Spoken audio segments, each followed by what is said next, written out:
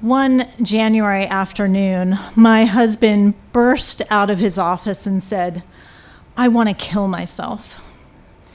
And then a few seconds later, he spun around and looked straight at me and said, "No, I want to kill all of you, and then I want to kill myself." We'd been married 25 years to that point, and I had learned,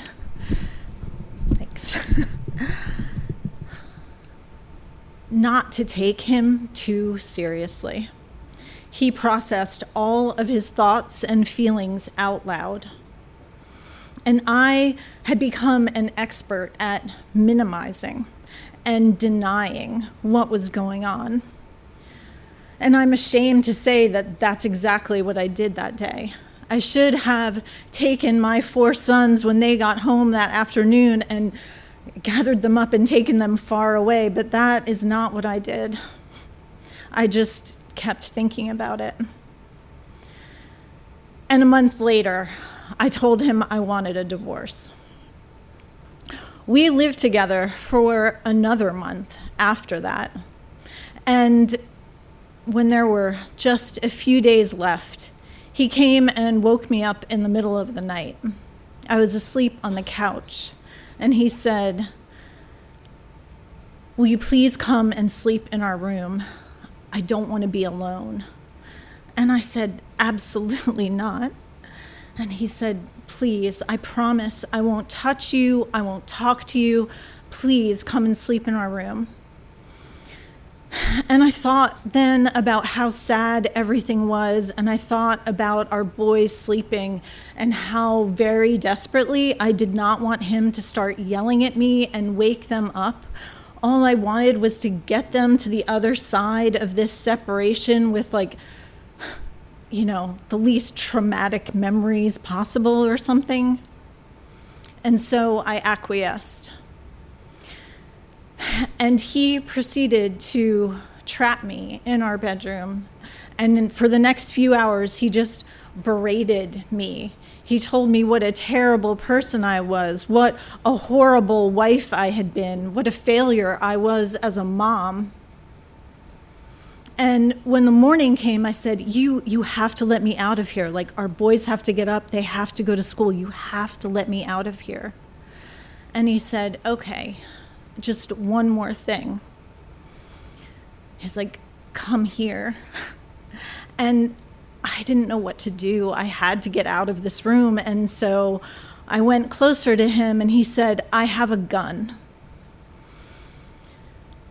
And I don't know why, but in that moment, he let me go. And I ran from our room and I went to find my cell phone. I was gonna call 911 and I came out into our living room and there was our 4-year-old sitting on the couch with his older brother watching TV. And I just froze. I was like, I cannot call the police and have sirens and lights in this quiet neighborhood where we live. I can't have the police come in our house and try to tell this story to them while our kids are trying to get ready for school. And what if they don't believe me? And then what happens? And I just didn't do anything. A few days after he moved out, I was dropping my youngest son at preschool, and my oldest texted me and said, "Don't come home." His dad had come to the house. He had come in and ransacked the whole place. He had asked our son, "Do you want to fight me?" That afternoon, I had a first phone call scheduled with an attorney. And I told him what had happened that day. And he said, "All right, we're just going to stop right here. You need to go to the courthouse right now. You need to file paperwork for a protective order." And I was like, "What? That's not my life. I'm not a person who gets a protective order." But, I did what he said. I went down to the courthouse. I filled everything out. I described my husband. I described the car that he drove. I listed all the places that he should not be allowed to come within 100 feet of ever again. And then later, I had to sit in a courtroom and answer all these questions from a judge. And he gave me the protective order, not surprisingly.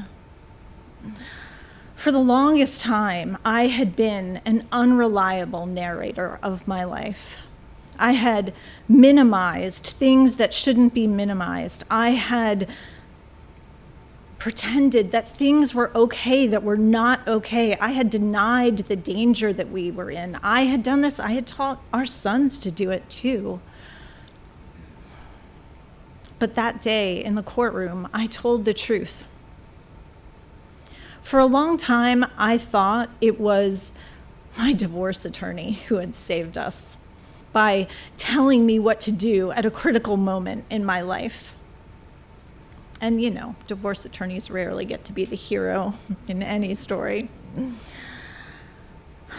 But eventually I realized that was me, that I had to wake up. I had to stop pretending. I had finally had to tell the truth, and that was what had done the trick. Every time I have the privilege of telling a story, I think about that person who spent all her time pretending and who didn't know the power of her own voice.